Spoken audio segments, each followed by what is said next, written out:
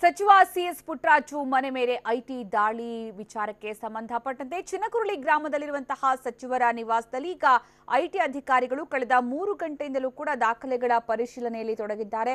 CRPF ಯೋಧರ ಬಿಗಿ ಭದ್ರತೆಯೊಂದಿಗೆ ಬಂದಂತಹ 3 ಟೀಮ್ಗಳಲ್ಲಿ 3 ವಾಹನಗಳಲ್ಲಿ ಬಂದಂತಹ ಐಟಿ ಅಧಿಕಾರಿಗಳು ಈಗ ಒಂದು ಚಿನಕುರಳಿ ಗ್ರಾಮದಲ್ಲಿರುವಂತಹ ಸಚಿವ ಸಿಎಸ್ ಪುಟ್ಟರಾಜು ಅವರ ನಿವಾಸ, ಮತ್ತೊಂದು ಕಡೆ ಮೈಸೂರಲ್ಲಿ ಅವರ ಅಣ್ಣನ ಮಕ್ಕಳ ನಿವಾಸದ ಮೇಲೂ ಕೂಡ ದಾಳಿ ನಡೆಸಿರೋದು, ಹಾಗೆ ದಾಖಲೆಗಳ ಪರಿಶೀಲನೆಯಲ್ಲಿ ತೊಡಗಿದ್ದಾರೆ. ಇನ್ನು ಕೂಡ ಏನ್ ದಾಖಲೆ ಸಿಕ್ಕಿದೆ, ಏನ್ ಮಾಹಿತಿ ಸಿಕ್ಕಿದೆ, ಈ ಬಗ್ಗೆ ಯಾವುದೇ ಮಾಹಿತಿ ಇನ್ನೂ ಕೂಡ ಗೊತ್ತಾಗಿಲ್ಲ. ಅಂದ್ರೆ ಯಾವುದು ಕೂಡ ಮಾಹಿತಿ ಐಟಿ ಅಧಿಕಾರಿಗಳು ರಿವೀಲ್ ಮಾಡೋದಿಲ್ಲ. ಹೀಗಾಗಿ ದಾಖಲೆಗಳನ್ನಷ್ಟೇ ವಶಕ್ಕೆ ಪಡ್ಕೊಳ್ಳುವಂತಹ ಕೆಲಸವನ್ನ ಮಾಡ್ತಾರೆ. ಆದ್ರೆ ಇಲ್ಲಿ ತನಕ ಈಗ ಯಾವ ದಾಖಲೆಗಳು ಸಿಕ್ಕಿವೆ, ಏನ್ ಮಾಡ್ತಾ ಇದ್ದಾರೆ, ಈ ಬಗ್ಗೆ ಯಾವುದೇ ಮಾಹಿತಿ ಗೊತ್ತಾಗ್ತಾ ಇಲ್ಲ. ಅಂತೂ ಬಾಗಿಲನ್ನ ಹಾಕೊಂಡು ಐಟಿ ಅಧಿಕಾರಿಗಳು ಅಲ್ಲಿ ದಾಖಲೆಗಳನ್ನ ತಪಾಸಣೆ ನಡೆಸ್ತಾ ಇದ್ದಾರೆ, ಪರಿಶೀಲನೆ ಮಾಡ್ತಾ ಇದ್ದಾರೆ, ಜೊತೆಗೆ ಎನ್ಕ್ವೈರಿ ಮಾಡ್ತಾ ಇದ್ದಾರೆ ಅನ್ನುವಂತಹ ಮಾಹಿತಿ ಲಭ್ಯವಾಗಿದೆ.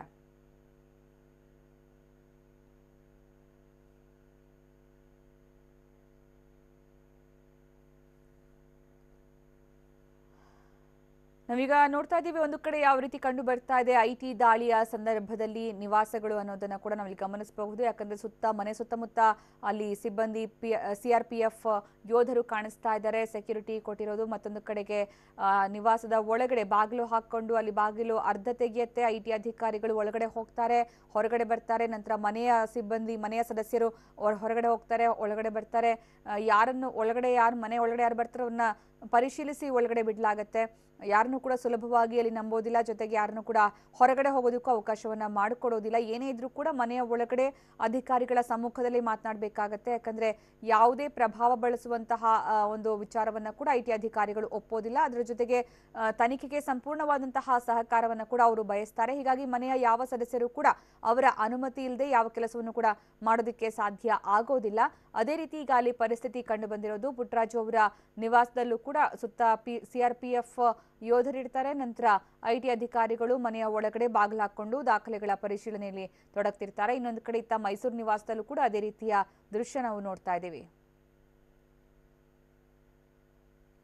ಇನ್ನು ಸಿಎಂ ಎಚ್ಡಿಕೆ ಹೇಳಿದ್ರು, ಅಂದ್ರೆ ಐಟಿ ಅಧಿಕಾರಿಗಳು ದಾಳಿ ನಡೆಸ್ತಾರೆ ಅನ್ನುವಂತಹ ಮಾಹಿತಿ ನಿನ್ನೆ ಸಿಎಂ ಎಚ್ಡಿಕೆಗೆ ಲಭ್ಯ ಆಗಿತ್ತು. ಈ ವಿಚಾರಕ್ಕೆ ಸಂಬಂಧಪಟ್ಟಂತೆ ಅವರು ಸಂಪೂರ್ಣವಾದಂತಹ ಡೀಟೇಲ್ಸ್ ಅನ್ನ ಕೂಡ ಕೊಟ್ಟಿದ್ರು. ಅಂದ್ರೆ ಯಾವ ರೀತಿ ದಾಳಿ ಆಗತ್ತೆ, ಯಾರ್ಯಾರು ಬಂದಿದ್ದಾರೆ, ಯಾವ ರೀತಿ ಏನ್ ಪ್ಲಾನ್ ಇದೆ, ಚುನಾವಣೆಯ ಸಂದರ್ಭದಲ್ಲಿ ಈ ರೀತಿ ದಾಳಿ ನಡೆಸಲಾಗ್ತಾ ಇರುವಂತಹ ವಿಚಾರಕ್ಕೆ ಸಂಬಂಧಪಟ್ಟಂತೆ ಸಿಎಂ ಎಚ್ಡಿಕೆ ಆಕ್ರೋಶ ವ್ಯಕ್ತಪಡಿಸ್ತಾ ಈ ಬಗ್ಗೆ ಮಾಹಿತಿಯನ್ನ ಅವರು ನೀಡಿದ್ರು. ಹಾಗೆ ಒಂದು ವೇಳೆ ಈ ರೀತಿ ದ್ವೇಷದ ರಾಜಕಾರಣ ಮಾಡಿದ್ರೆ ನಾವು ಕೂಡ ಇದಕ್ಕೆ ಸಂಬಂಧಪಟ್ಟಂತೆ ಕ್ರಮವನ್ನ ಕೈಗೊಳ್ಳಬೇಕಾಗತ್ತೆ. ಅಂದ್ರೆ ಮಮತಾ ಬ್ಯಾನರ್ಜಿ ರೀತಿಯಲ್ಲಿ ನಾವು ಕೂಡ ಹೋರಾಟ ನಡೆಸಬೇಕಾಗತ್ತೆ ಅನ್ನುವಂತಹ ಮಾತನ್ನ ಸಿಎಂ ಎಚ್ಡಿಕೆ ಹೇಳಿದ್ರು. ಅಂದ್ರೆ ಹಾಗಿದ್ರೆ ಸಿಎಂ ಎಚ್ಡಿಕೆ ಈಗ ಯಾವ ರೀತಿ ಈ ಹೋರಾಟಕ್ಕೆ ಮುಂದಾಗ್ತಾರೆ, ವಿಧಾನಸೌಧದ ಎದುರುಗಡೆ ಧರಣಿಗೆ ಮುಂದಾಗ್ತಾರಾ ಸಿಎಂ ಎಚ್ಡಿಕೆ, ಅಥವಾ ಐಟಿ ಅಧಿಕಾರಿಗಳನ್ನ ಪ್ರಶ್ನೆ ಮಾಡುವಂತಹ ವಿಚಾರಕ್ಕೆ ಹೋಗ್ತಾರೆ? ಯಾಕಂದ್ರೆ ಇಲ್ಲಿ ಐಟಿ ಅಧಿಕಾರಿಗಳು, ಐಟಿ ಇಲಾಖೆ ಯಾವ ಒತ್ತಡಕ್ಕೂ ಕೂಡ ಅಂದ್ರೆ ತನಗೆ ಬೇಕಾದಂತಹ ಡಿಸಿಷನ್ ಅನ್ನ ತಾನು ತೆಗೆದುಕೊಳ್ಳುವಂತಹ ಸ್ವಾತಂತ್ರ್ಯವನ್ನ ಹೊಂದಿರುತ್ತೆ ಐಟಿ ಇಲಾಖೆ. ಅದು ಮುಕ್ತವಾಗಿ ಕೆಲಸ ಮಾಡುವಂತಹ ಒಂದು ಇಲಾಖೆ ಆಗಿದ್ದು, ಈ ವಿಚಾರದಲ್ಲಿ ಯಾವುದೇ ಒಂದು ಒತ್ತಡ ಆಗಲಿ, ಯಾವುದೇ ಒಂದು ಪ್ರಶ್ನೆಗಳಾಗ್ಲಿ ಐಟಿ ಇಲಾಖೆಗೆ ಯಾವುದೇ ರೀತಿಯ ಒಂದು ಅಡ್ಡಿಯನ್ನು ಕೂಡ ಉಂಟು ಮಾಡೋದಿಲ್ಲ. ಹಾಗಾಗಿ ಸಿಎಂ ಎಚ್ಡಿಕೆ ನಿನ್ನೆ ಹೇಳಿಕೆ ಕೊಟ್ಟ ಮೇಲೂ ಕೂಡ ಐಟಿ ಅಧಿಕಾರಿಗಳು ಕೇವಲ 2 ಗಂಟೆಗಳಲ್ಲಿ ಈ ದಾಳಿಯನ್ನೆಲ್ಲೂ ಕೂಡ ನಿಲ್ಲಿಸಲಿಲ್ಲ, ಬದಲಿಗೆ ಇನ್ನಷ್ಟು ಮುಂದುವರೆಸಿದ್ದಾರೆ. ಕೇವಲ 2 ಗಂಟೆಗಳಲ್ಲಿ ಸುಮಾರು 15 ಕಡೆಗಳಲ್ಲಿ, ಅದು ಕೂಡ ಸಿಎಂ ಮತ್ತೆ ಕಾಂಗ್ರೆಸ್ ಮತ್ತೆ ಜೆಡಿಎಸ್ ಆಪ್ತರು ಅನಿಸಿಕೊಂಡಂತಹ ಉದ್ಯಮಿಗಳ ನಿವಾಸಗಳ ಮೇಲೆ ಏಕಕಾಲಕ್ಕೆ ಐಟಿ ಅಧಿಕಾರಿಗಳು ದಾಳಿ ನಡೆಸಿದ್ರು. ಅದಾದ್ಮೇಲೆ ಇವತ್ತು ಬೆಳಗಿನ ಜಾವ 5 ಗಂಟೆಗೆ ಸಚಿವ ಸಿಎಸ್ ಪುಟ್ಟರಾಜು ಅವರ ನಿವಾಸದ ಮೇಲೂ ಕೂಡ ದಾಳಿ ನಡೆಯಿತು. ಅಂದ್ರೆ ಯಾರೇನೇ ಹೇಳಿದ್ರು ಕೂಡ ಐಟಿ ಇಲಾಖೆ ಅಧಿಕಾರಿಗಳು ನಿರ್ಧಾರ ಮಾಡಿದ್ರು ಅಂತಂದ್ರೆ ಅದನ್ನ ಪರಿಶೀಲಿಸಿ ಅವ್ರಿಗೆ ಬೇಕಾದಂತಹ ಕ್ರಮವನ್ನ ಕೈಗೊಳ್ಳುವ ತನಕ ಐಟಿ ಇಲಾಖೆ ಅಧಿಕಾರಿಗಳು ಹಿಂದೆ ಸರಿಯೋದಿಲ್ಲ. ಇದೇ ರೀತಿ ಈಗ ದಾಳಿ ಕೂಡ ಆಗಿರೋದು. ಸಚಿವ ಸಿಎಸ್ ಪುಟ್ಟರಾಜು ಜಿಲ್ಲಾ ಉಸ್ತುವಾರಿ ಮಂತ್ರಿಯಾಗಿದ್ದಾರೆ, ಸಿಎಂ ಅವರ ಆಪ್ತರಾಗಿದ್ದಾರೆ, ಸರ್ಕಾರದ ಭಾಗವಾಗಿದ್ದಾರೆ. ಜೊತೆಗೆ ಸಿಎಂ ಎಚ್ಡಿಕೆ ಈ ಬಗ್ಗೆ ಮೊದಲೇ ಸೂಚನೆಯನ್ನ ಕೊಟ್ಟಿದ್ರು ಕೂಡ ಐಟಿ ಅಧಿಕಾರಿಗಳು ತಮ್ಮ ಒಂದು ಪ್ಲಾನ್ ನಂತೆ, ತಮ್ಮ ನಿರ್ಧಾರದಂತೆ ಬೆಳಗಿನ ಜಾವ 5 ಗಂಟೆಗೆ ಅವರ ಮನೆಯ ಕದ ತಟ್ಟಿರೋದು. ಈಗ ದಾಖಲೆಗಳ ಪರಿಶೀಲನೆಯಲ್ಲಿ ತೊಡಗಿರೋದು.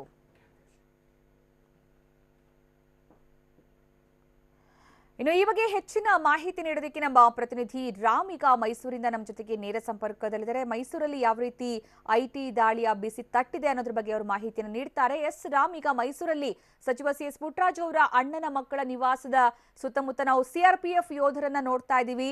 ಬಾಗ್ಲು ಹಾಕೊಂಡು ಅರ್ಧ ಹಾಕೊಂಡು ಕೆಲವರು ಒಳಗಡೆ ಹೋಗ್ತಾರೆ, ಹೊರಗಡೆ ಬರ್ತಾರೆ, ಫೋನಲ್ಲಿ ಮಾತಾಡ್ತಾರೆ. ಏನ್ ನಡೀತಾ ಇದೆ ಅಲ್ಲಿ?